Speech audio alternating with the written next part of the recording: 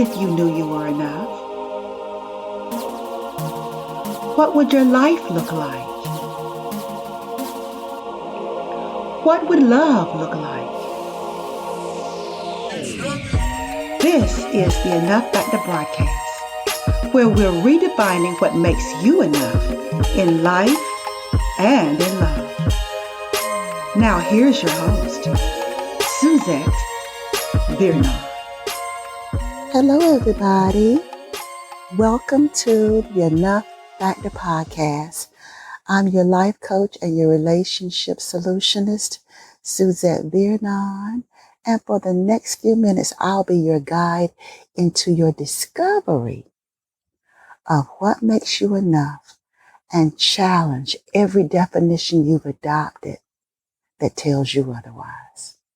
How do I do it? By amplifying what I call 3 critical factors of enoughness. They're your voice, your value, and your vision. If you're new to this podcast, I appreciate you so much for your stopping by and listening to my podcast. Podcasting has become very, very popular. And you could be listening to anybody, but you decided to stop by and listen to me.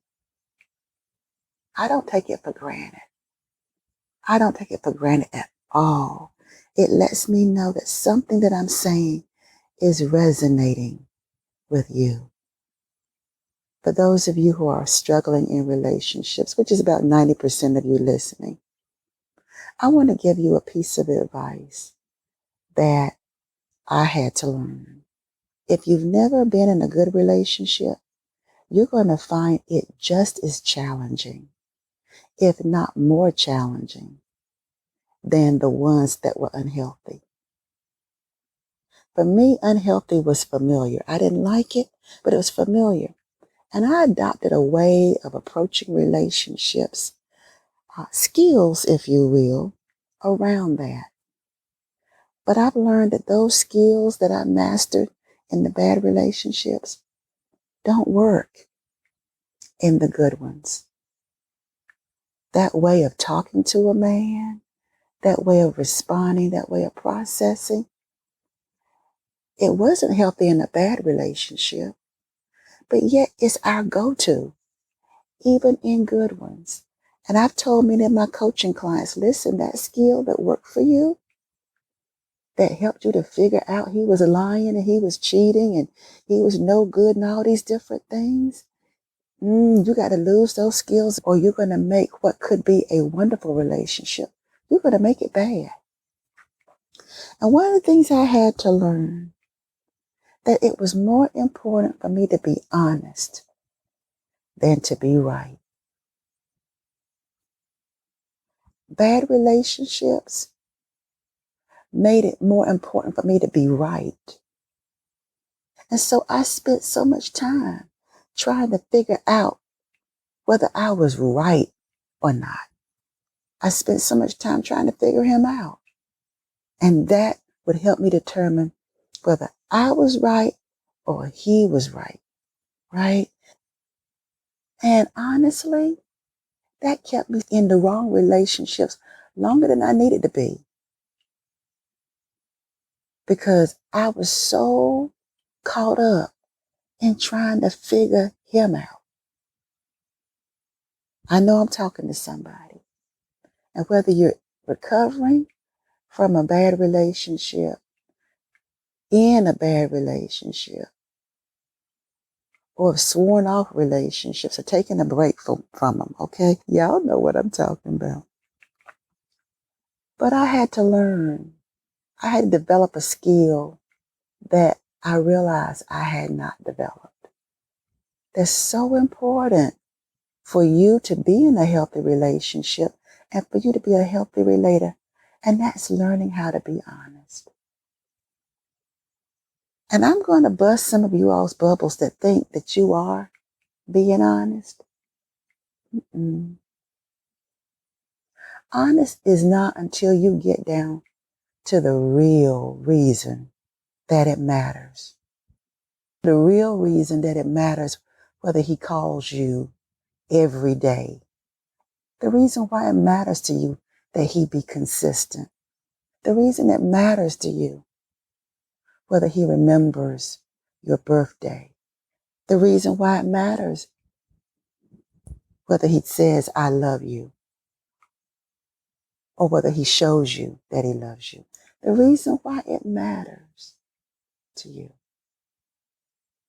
That's honesty. Because a lot of times we present with the surface stuff. We present with the righteous rightness. That's what I'll call it. When those of us that are trying to be right, or we're pointing out to him why we're right and he's not, we strive to be righteously right. And that's just a defense mechanism. And it keeps us from being honest. Honest is why his behavior means so much. Why it means so much to you. Why?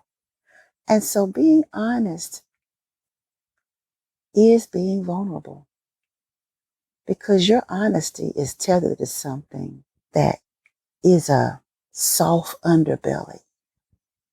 It's that place where you can really be hurt. It's the place where you've been wounded.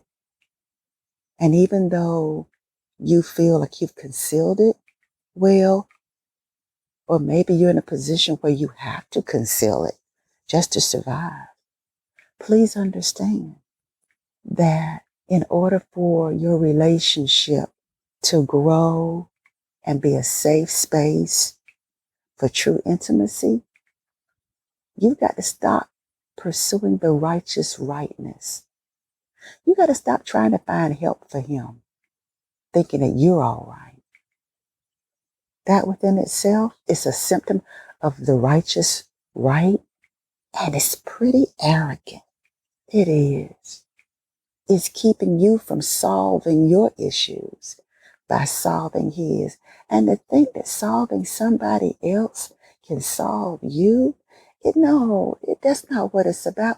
You want to stay comfortable as you are. You want to stay comfortable in that old mentality, that old approach to relationships, that old skill set that you acquired when you got hurt, or you acquired just to survive. And you're trying to bring it into this relationship. And let me tell you, my dearest, most wonderful sister, it's not going to get you what it is you really want. It's not going to make y'all closer. It's going to make him resent you. And I had to learn that, y'all. And I'm telling you, I'm still learning it, because my default is to be righteously right. My default is that. And I am having to make a decision to be honest.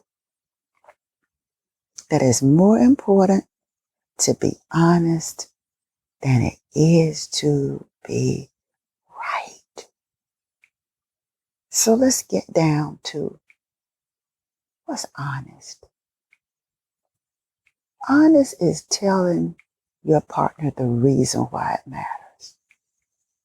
And not this righteous right response. I'm going to give you an example. The righteous right response. Why didn't you call me? You normally call me. Why didn't you call me?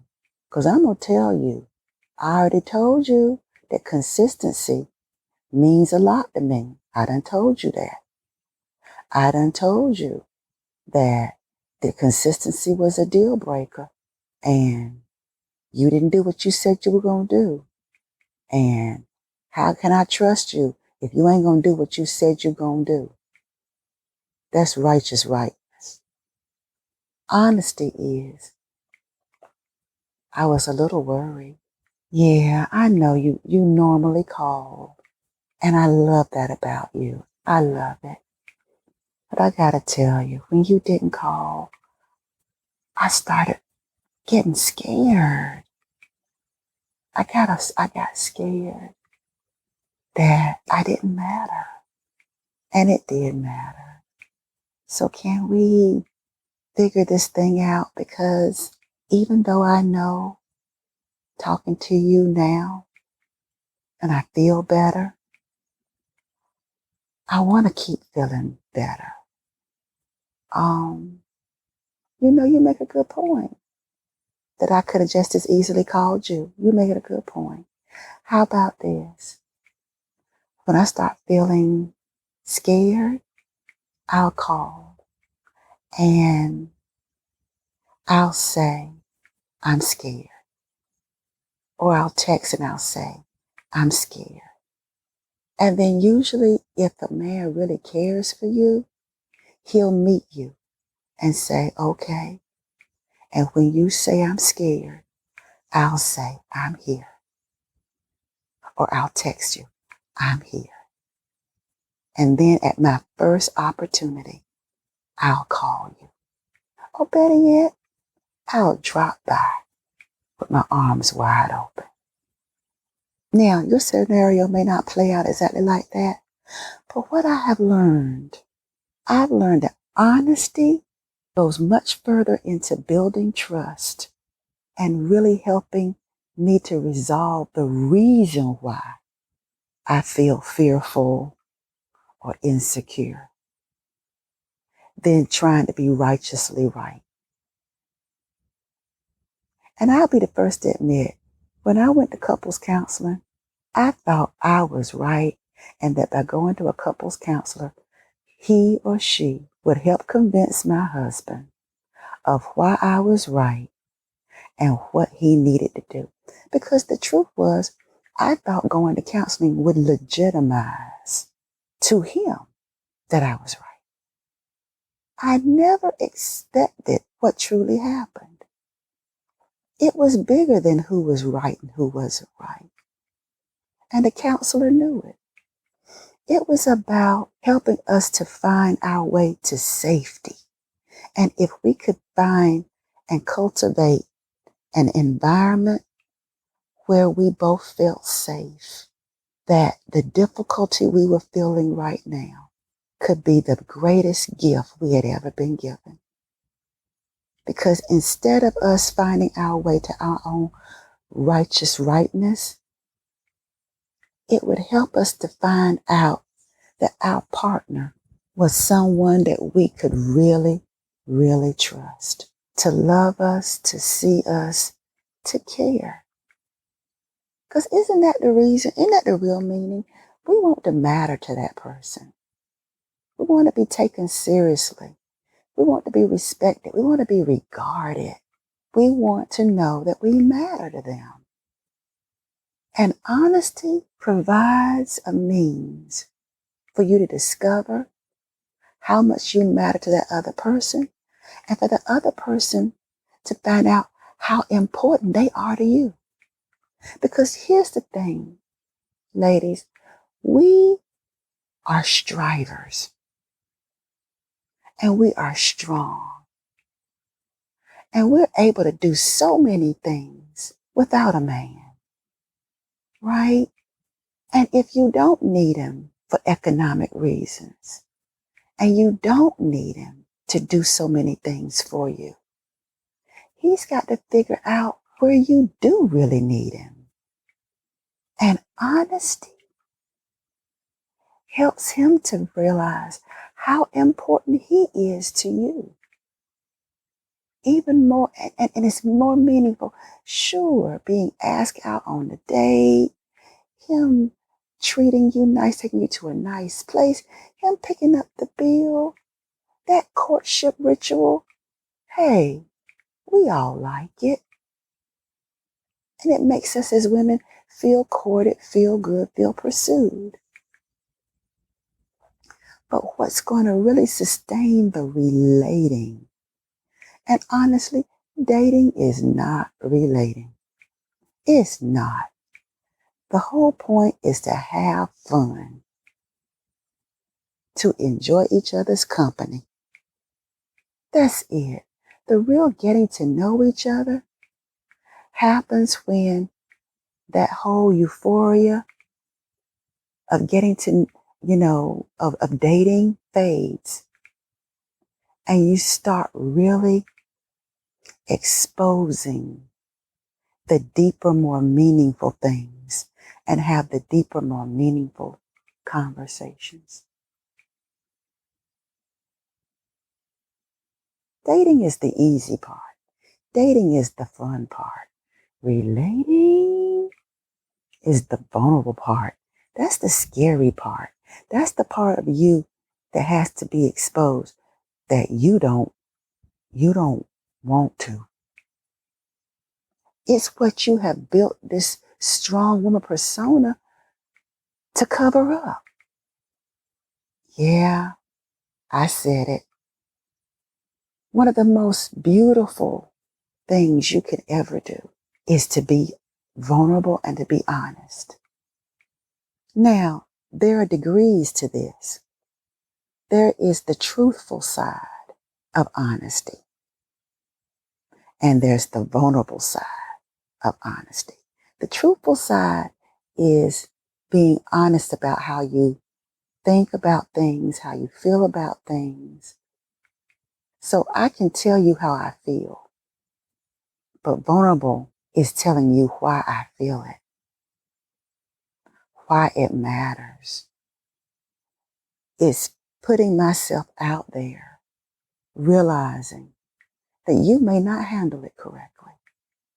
And here is another thing that I had to change. Because your honesty is not going to always be handled correctly. You're putting yourself out there, it's not going to always be handled correctly or handled in a way that you would want it to be handled. And that's where you have to cultivate a different definition. My definition was, Suzette, I'm so proud of you for being honest. I'm so proud of you for being real. I'm so proud of you for being seen. You matter to yourself enough to not pretend, to not respond in righteous rightness, to not play a strong woman role, to not borrow a toxic skill that you really could have to make you feel powerful and in control, but you were honest. Girl, how courageous of you. How freaking awesome of you. What a wonderful person you are to allow yourself to be seen, flaws and all, and to judge yourself in the proper light. Maybe he didn't, but you know what it took for you to do that. You know it came from an empowered place. It came from a place of integrity. Girl, I'm so proud of you. And to snuggle up into that. Sometimes men react out of their own pain, out of their own need to remain in control, right? And so sometimes you have to let him have space. And when he calls you to apologize, it can be a space where you can both have an honest conversation that can create such a wonderful, meaningful connection. When he's apologizing, he's being vulnerable. And if you don't cultivate the skill of honesty, you will mishandle that moment. And instead of it deepening your bond or creating something, instead of doing that, you have created a self-fulfilling prophecy. Honesty doesn't feel good, but it is good. And I mean a higher level honesty. And you can tell by the energy. You can tell when you sucker punching him. You can tell when you sticking the knife in and turning it. You can tell where it's coming from. Ladies, we know when we're trying to be righteously right. Honesty, when it comes from self-love and self-compassion extended to somebody else. Where instead of going to the side of righteous rightness when he calls you back to apologize, you're on the side where you can appreciate his honesty. And you can appreciate that without you guilt tripping him, in the privacy of his own thoughts, his own mind, he found his way and decided to be vulnerable too, decided to apologize. You're creating a space of honesty, gave him permission to be honest too. And for those who want to figure out sooner rather than later whether a man has potential or he's worthy of your time, my advice is be honest. Be honest with him. Be honest about why it means so much. Be honest about what it would mean to you. Be honest. And I don't mean you got to go into a whole long drawn out story about, oh, this happened when I was a little girl. And no. Just be honest that it scared you. Be honest that it made you worry. Be honest. You don't have to know why. To the extent that you take him all the way down to my daddy abandoned us when we were children and all that. That may come later, but you don't want your why to be perceived as an excuse. You don't want it to subject you to judgment. You don't want to present it as a problem that needs to be fixed so he can say, well, you need to go to therapy. You need to get help with that. It's more that it mattered. You see, that's a way of being honest without telling him, yeah, because my daddy was a drinker and I never knew if he was going to be right or be wrong. Or like in my case, my dad was a binge drinker and my vulnerability turned into righteous rightness. Every time he would tell me that he was never going to drink again and would drink. He did that from the time that I was old enough that it mattered till I left home and went to college. So most of my life, my dad was a binge drinker. And he would always promise that he was going to never do it again, but he kept doing it. And that's the real reason why a man keeping his word matters to me. It's tethered to a disappointment, a pain, suffering that turned into righteous rightness. And it's probably the same for you. It might not have been your dad, but it's been something. Your righteous rightness is attached to a pain, a disappointment, a hurt, a wound. And there's anger around it. And you have put meaning around certain symbolic gestures that if he does this and doesn't do that, it stirs up your righteous anger, your righteous rightness. But he didn't have anything to do with that. And so by you being honest, you are claiming your power in your honesty. You're claiming your part in your honesty and inviting him to become involved in a way that doesn't make him the villain, but makes him the hero. It gives him a way to be the hero. And I have learned that when a man loves you, he wants to be your hero. That causes him to feel like he matters to you. Now, for some of you, you're going to hear weakness all up in this. Why I got to use that voice with him? That ain't even me. I'm just straightforward. You know, I just talk straight. I just do this and that is not me. Well, as Dr. Phil would say, how's that working for you?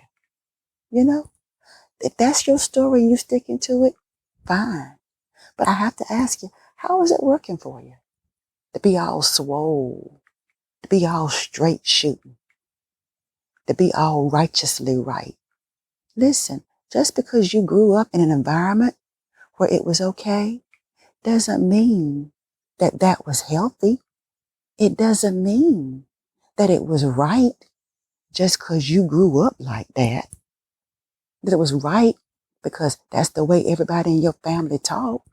Hey, toxicity goes back generations. Don't you realize that the environments we grew in, for the most part, were just generational limiting beliefs, generational ideologies, generational disconnects, and generational stories being lived out and creating the environment you grew up in? How did that work for them? How did that work for them? Since you want to glorify it, how did it work for them? And I would think that the reason why you're listening to me is because it's not working for you. It's a skill that you learned that's just not going to work in the kind of relationship you want to have. Because if it was going to work, it would have worked by now. Right? Right?